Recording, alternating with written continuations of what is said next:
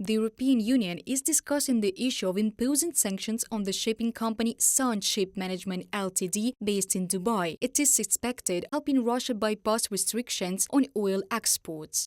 Russian state-owned company Sovcomflot is believed to have transferred its entire fleet of 92 vessels in April 2022 to Sun in order to circumvent EU and international sanctions. Two of the diplomats said the company, whose previous name SCF Management Services resembled that of Sovcomflot, was subsequently renamed Sun Ship Management from a publication by Politico.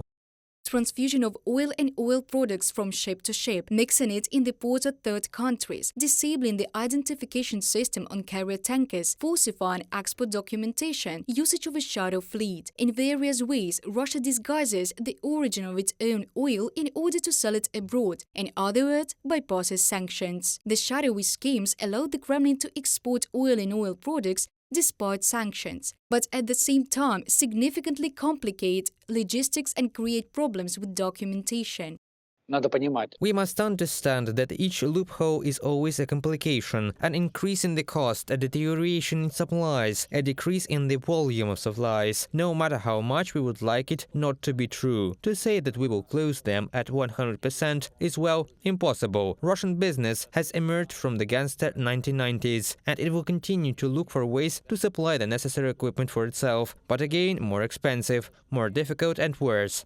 Once a supplier of more than a third of all oil to the EU, now Russia is forced to trade resources from under the table, moreover at a huge discount. Thus, according to the Russian Ministry of Finance, the federal budget deficit in January 2023 was record and reached a peak of $1,776 billion rubles, or $24 billion US, and oil and gas revenues for the month fell by 46%. In common with many other forecasters, we expect Russian real GDP to still contract in 2023. Economic headwinds are likely to persist for years to come, but the effectiveness of sanctions also depends on how well they are enforced. We are monitoring this closely and are prepared to act against those who deliberately circumvent sanctions. Valdis Dombrovskis, Vice President of the European Commission, during a press conference in Brussels.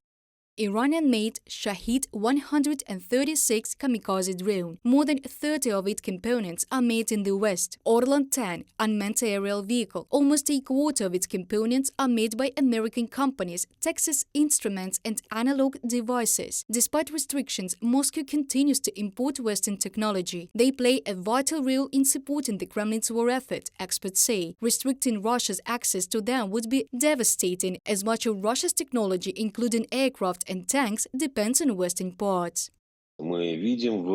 We see that Russian technology still uses American, European components, electronics, which get to Russia through those countries and companies that help it to circumvent sanctions. Accordingly, without the inclusion of secondary sanctions, we will not limit Russia's ability to produce weapons, obtain critical materials and technologies that are necessary to continue the aggression. The EU already announced that closer to February the 24th, they would approve the 10th package of sanctions. It would contain mechanisms that block Russia's attempts to circumvent previously imposed restrictions. In addition, Brussels will include organizations from third countries in the list for the first time. Islamic Revolutionary Guard Corps of Iran provided Russia with the drones to attack civilian infrastructure in Ukraine. Therefore, we are adding 7 Iranian organizations to our sanctions regime. It is the duty of the EU to sanction them and oppose Iran in the supply of drones and the transfer of technical information for the construction of production sites in Russia. The 10th package sanctions also include additional export restrictions. The list of goods prohibited for export from the EU to Russia may include components for electronics, parts for jet engines, various spare parts, antennas and cranes, as well as rare earth elements and thermal images. In addition, Russian propagandists and representatives of the military command, as well as large Russian banks, are likely to be on the sanctions list. Reported by Diana Kolesnik, Valeria Nekopelova, UATV News.